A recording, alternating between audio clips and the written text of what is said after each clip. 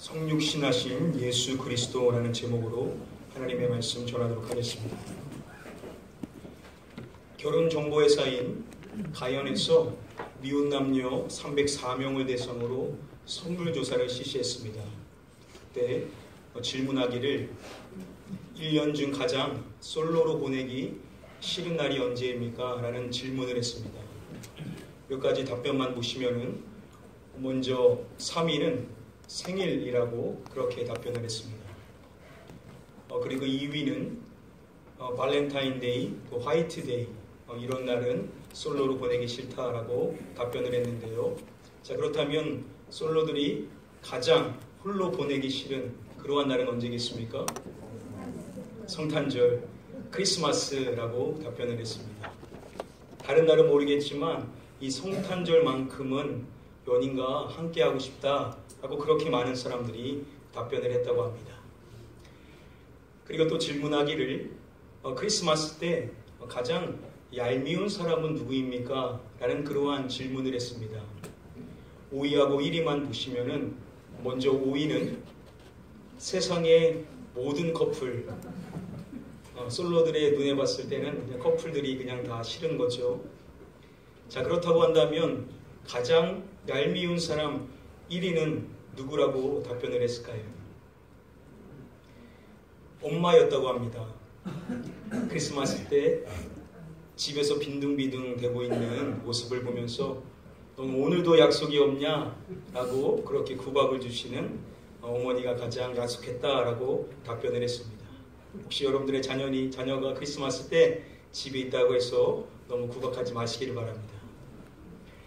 여러분 혹시 들어보셨습니까? 크리스마스 증후군, 연말 증후군. 크리스마스가 가깝고 또 연말이 가까워지면 사람들이 많은 외로움을 느끼게 된다라고 합니다. 근데 여러분 생각해보면 오늘날 현대인들은 이런 연말이나 크리스마스 때만 그런 게 아니라 평소에도 이 외로움의 문제로 힘들어하는 사람들이 의외로 많이 있습니다. 전에 한번 말씀드린 적이 있는데요. 2011년 뉴욕 맨하튼에서 홀로 살고 있는 제프 렉스데일이라는 그런 39살의 일반 남성이 외로운 문제로 힘들어하다가 대화 상대를 찾고 싶은 마음에 무슨 일을 하냐면요. 노란 종이에다가 자신의 전화번호와 함께 모든 대화하고 싶은 사람은 저에게 전화 주세요. 외로운 제프. 라고 이렇게 쓴 종이를 길거리에다 붙이게 됩니다.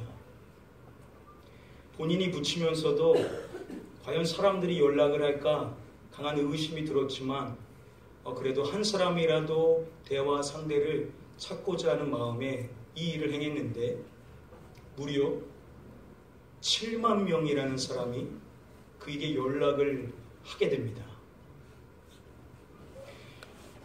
여러분 누군지도 모르는 그 사람한테 왜 그렇게도 많은 사람이 연락을 취했던 것일까요? 사람들이 그에게 했었던 그 말들을 공개해 줄 때 그들이 대뜸 연락해서 자기도 외롭다는 겁니다. 그리고 먼저 질문하기를 이 외로움이 영원하지는 않을까 그런 염려가 된다라는 그러한 말들을 하더라는 겁니다. 이렇게 오늘날 현대인들 화려한 삶을 살고 있는 것 같지만 그 내면 안에는 남들이 모르는 외로움의 문제로 힘들어하는 사람이 의외로 많이 있음을 알 수가 있다는 것입니다. 시카고 대학의 존 카시오프 교수를 중심으로 구성된 한 연구팀이 오랜 연구 결과를 발표하기를 이렇게 말합니다.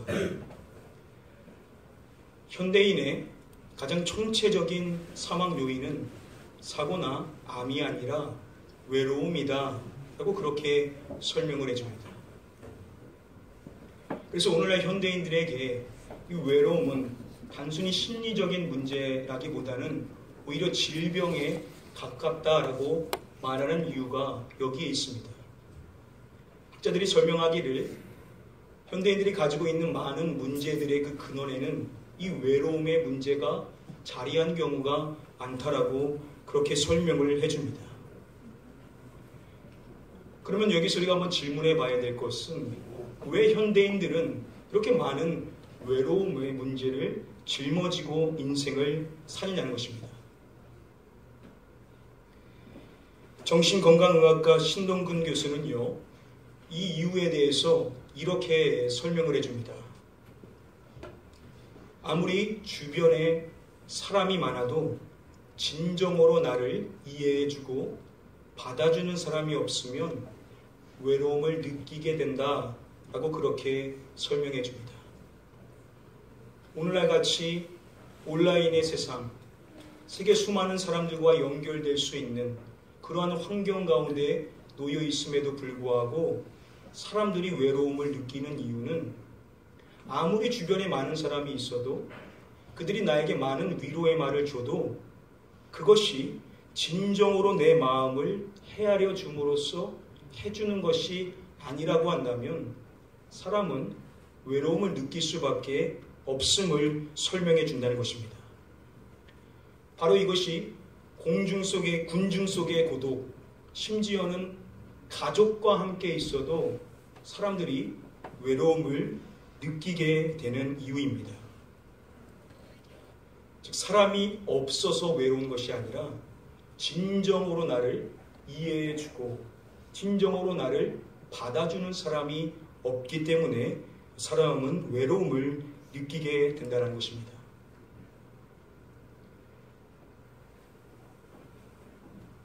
화장터에 가시면요, 안타깝게도 먼저 세상을 떠난 사람들에게 편지를 써서 이렇게 포스트잇으로 붙여놓는 것을 볼 수가 있습니다. 저마다의 안타까운 사연이 있기 때문에 이 내용을 읽어보면 절로 눈물이 나게 됩니다. 저도 전에 읽었었던 내용 가운데 참 안타까운, 기억이 나는 그러한 이야기가 있습니다. 중학교 2학년인 한 학생이 스스로 극단적인 선택을 함으로써 그 어린 나이에 세상을 떠나게 된 이야기입니다. 여러분, 중2면 고작 15살입니다. 그런데 그 어린 학생이 외로움의 문제로 인하여, 고통의 문제로 인하여 해서는 안 되는 선택을 하게 된 것입니다. 그렇게 안타깝게 세상을 떠난 그 학생에게 쓴 그 포스트에 있는 그 글들을 읽어보면서 제가 하나 조금 놀라게 된 사실은 그 학생의 주변에는 꽤 가까워 보이는 친구들과 또 많은 가족이 있었다는 점이었습니다. 다른 사람들의 것과 비교해 봤을 때 유독 그 학생에게 쓴 포스트잇이 유난히 많이 있는 것을 알 수가 있었습니다. 또 그 내용을 읽어보니까 평소에도 그 학생의 어려움의 문제를 염려해주고 위로해주는 가까운 친구들과 특별히 가족들이 많이 있는 것을 알 수가 있었습니다. 그것을 읽으면서 제가 느끼게 되는 것은 사람은 주변에 아무리 많은 사람이 있고 또 그들이 나에게 위로를 준다고 해도 여전히 외로울 수 있구나. 여전히 외로움의 문제로 고통을 느낄 수가 있구나 하는 점을 느끼게 되었습니다. 그러면서 또 하나 들었던 생각은 다른 사람들의 그 글에는 기독교적인 색채가 있었는데요. 유독 그 학생에게 쓴 그 글들 안에는 그러한 점을 찾아볼 수 없었던 것을 봤었을 때 사료되기를 그 학생은 기독교인이 아니었던 것으로 판단이 됩니다. 그래서 들었던 생각이 만약 그 학생이 하나님을 믿었다라고 한다면, 만약 그 학생이 하나님을 알았다라고 한다면 어땠을까 하는 그러한 생각이 안타까운 마음에 들었습니다. 왜 그런 생각이 제가 들었을까요? 여러분, 사람은 우리가 아파하는 그것만큼 우리의 마음을 알 수가 없습니다. 그래서 위로를 해준다 해도 그게 진정으로 느껴지기가 힘든 거다는 거죠. 그런데 하나님께서는 저와 여러분들을 온전히 이해하시고 우리를 온전히 위로해 주시는 분이시기 때문에 그러한 생각이 들었던 것입니다. 성경은 우리에게 다음과 같은 말씀을 줍니다. 우리 다음의 말씀을 같이 한번 읽어보도록 하겠습니다. 찬송하리로다. 그는 우리 주 예수 그리스도의 하나님이시요 자비의 아버지시요 모든 위로의 하나님이시며. 성경은 하나님을 설명할 때 자비의 아버지, 그리고 마지막에 뭐라고 말하냐면 모든 위로의 하나님이라고 설명해 줍니다. 모든 위로의 근원이 되시는 하나님, 쉽게 말하면 하나님은 우리를 위로해 주시는 분이심을 설명해 주는 것입니다. 여러분, 위로라는 것은 그렇죠. 누군가의 아픔을, 그 고통을 이해하기 때문에 해줄 수 있는 것이 위로입니다. 아니, 그 사람의 아픔과 어려움을 헤아리지 못한다라고 한다면 위로를 해줄 수가 없죠. 그런 점에서 모든 위로의 하나님, 하나님이 우리를 위로하신다는 이 사실은 또한 우리에게 무엇을 알려주냐? 하나님은 먼저 우리의 어려움과 우리의 아픔을 이해해 주시는 분이심을 또한 우리에게 설명을 해주고 있는 것입니다. 그런데 많은 사람들이 바로 이 점에 대해서 의문을 품는 사람들이 있습니다. 과연 하나님이 내 연약함을 이해할까? 과연 하나님이 내가 지닌 이 아픔의 문제를 공감하실까? 즉 절대자이신 하나님이 연약한 인간인 내가 지닌 이 아픔과 연약함을 과연 이해하실 수 있으신가에 대해서 의문을 품게 된 것입니다.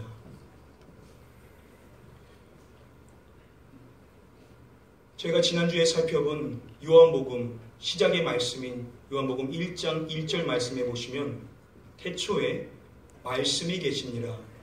이 말씀이 하나님과 함께 계셨으니 이 말씀은 곧 하나님이시니라 라고 말씀합니다.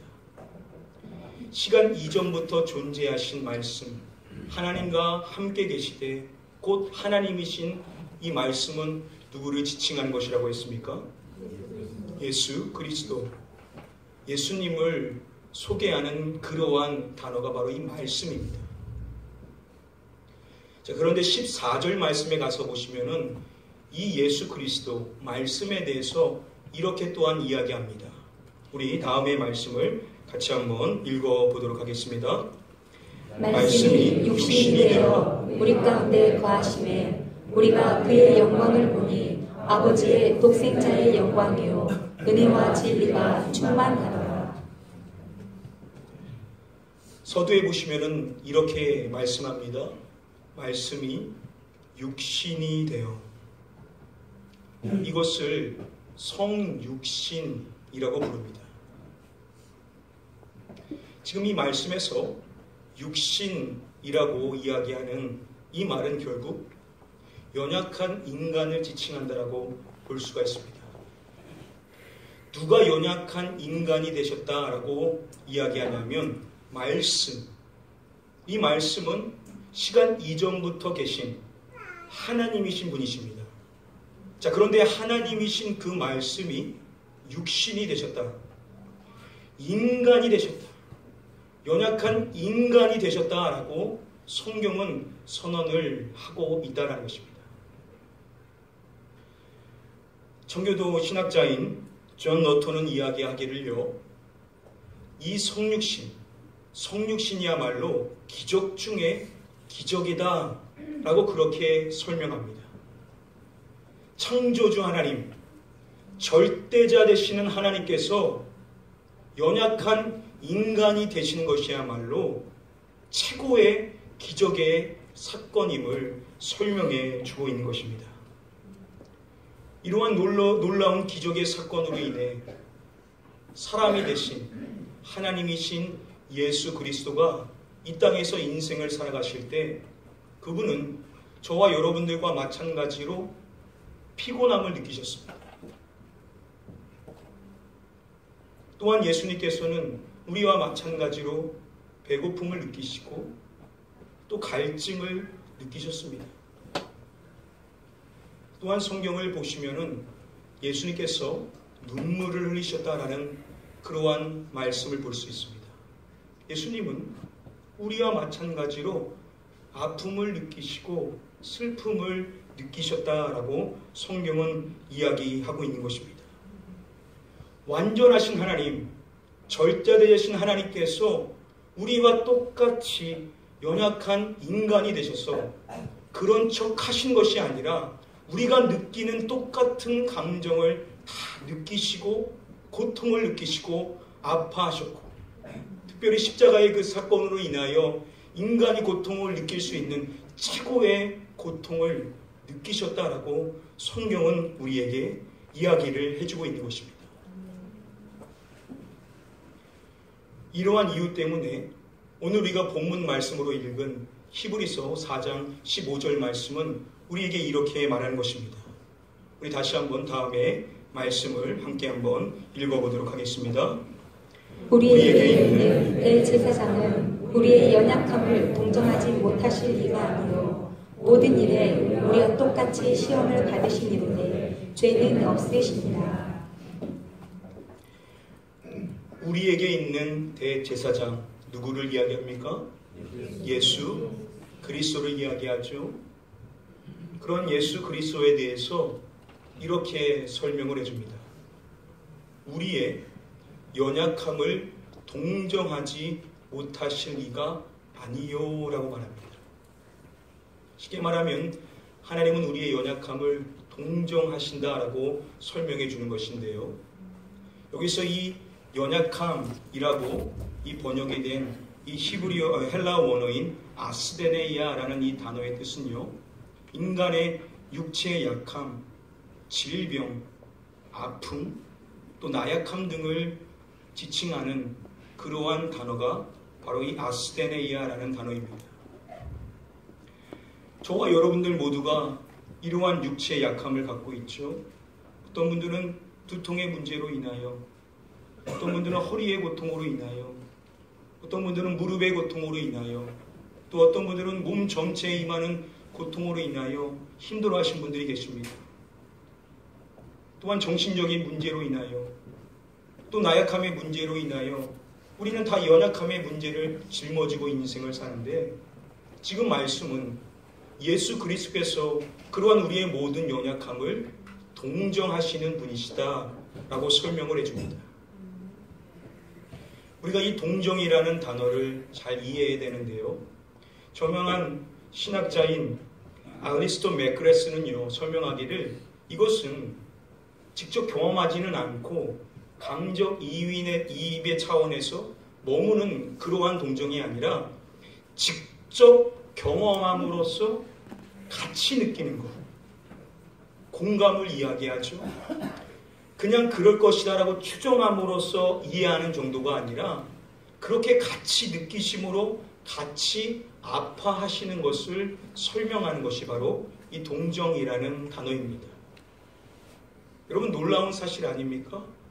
하나님이신 예수님께서는 저희가 느끼고 있는 이 아픔을 그냥 추정하시는 것이 아니라 똑같이 경험하심으로써 내가 아픈 것만큼 똑같이 그 아픔을 느끼시는 분, 그분이 하나님이신 예수 그리스도다라고 우리에게 설명을 해주고 있는 것입니다. 그게 어떻게 가능하냐? 바로 성육신, 절대되시는 하나님께서 친히 온전한 인간, 우리와 똑같은 사람이 되셔서 사람이 느끼는 모든 그 감정과 고통을 다 경험하셨기 때문에 하나님은 우리의 모든 아픔과 연약함, 그 고통의 문제를 동일하게 이해하시고 함께 아파하시는 분이시다라고 성경은 설명을 해주고 있는 것입니다. 1986년 노벨 평화상을 수상했던 엘리 위젤이라는 사람이 있습니다. 이 사람은 유대인으로서 그 악명 높은 아우슈비츠 강제 수용소에서 생존하게 된 사람입니다. 그가 그 수용소에서 겪었었던 일인데요. 하루는 수용소에 많은 그 유대인들 앞에서 2명의 사람이 교수형에 처하게 되었습니다. 한 사람은 나이가 지극한 노인이셨고 또 한 사람은 어린 소년이었습니다. 교수대의 밧줄이 내려와 이 목에 감기자 나이가 지극한 그 노인은 곧바로 숨이 끊어지게 됩니다. 그런데 안타깝게도 이 어린 소년은 바로 죽는 것이 아니라 그 밧줄이 목에 매달린 채로 20여 분 이상을 계속해서 고통하며 발부둥을 치는 것입니다. 그 처참한 광경을 지켜보고 있는 이 위젤이 중얼거리기를 도대체 하나님은 살아계시는가? 하나님은 정녕 우리를 버리셨고 떠나셨단 말인가?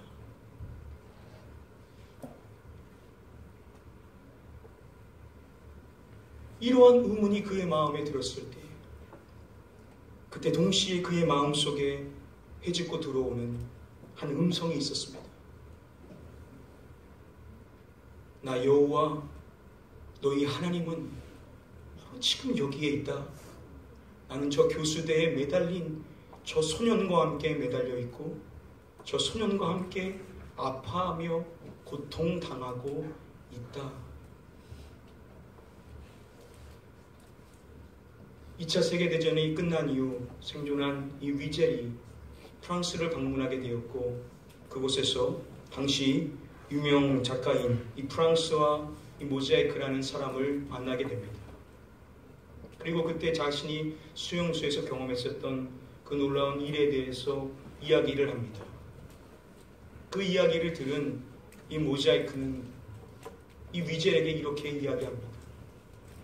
그 음성의 주인공은 당신과 똑같이 유대인으로 이 땅에 오신 예수 그리스도, 우리와 함께 하시는 하나님이신 임마누엘 하나님이시라는 것을 그에게 설명을 해주게 됩니다.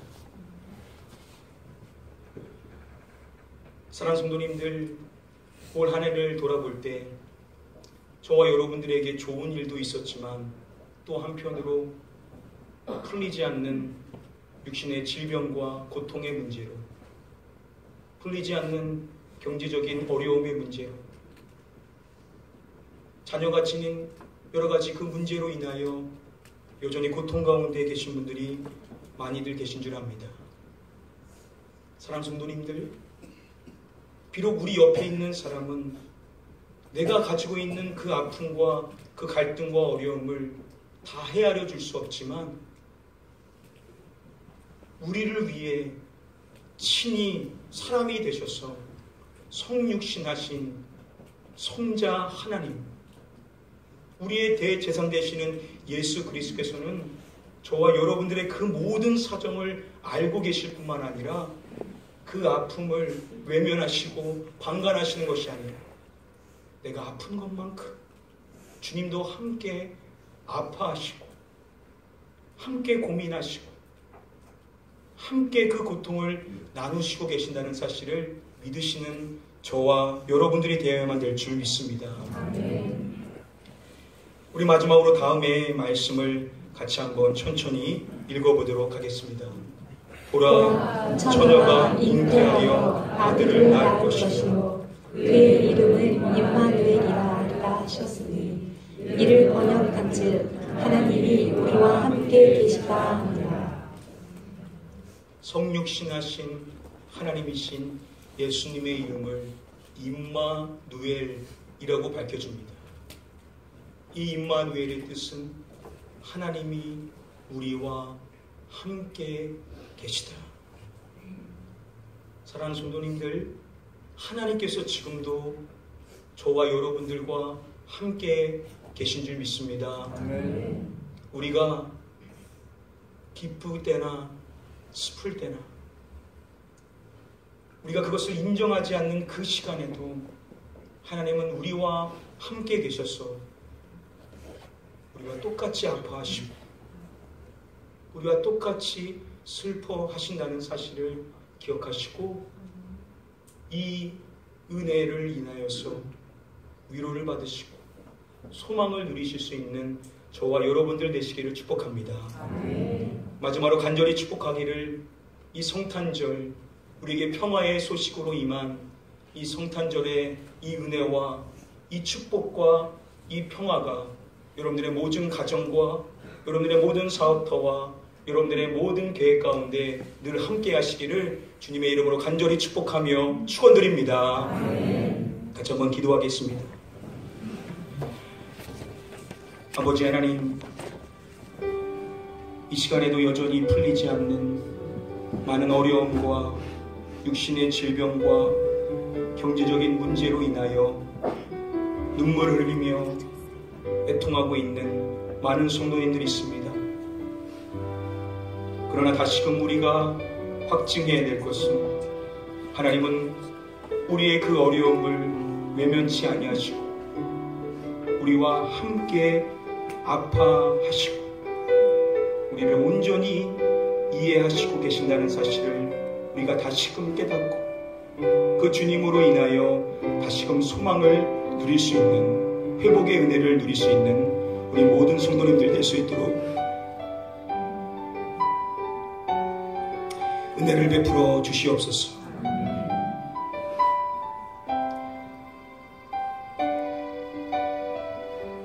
모든 사람이 우리를 외면해도 우리 주님만큼은 우리를 끝까지 붙드시고 함께 계심을 기억하고 그 복된 소식인 이 성탄의 은혜에 온전히 모든 성도님들이 그 은혜 안에 살아가며 그 은혜를 놓치지 않고 매 순간을 주님과 동행할 수 있는 복된 성도님들 될 수 있도록 그 걸음을 친히 인도하여 주시옵소서. 감사합니다. 예수 그리스도의 이름으로 기도드립니다.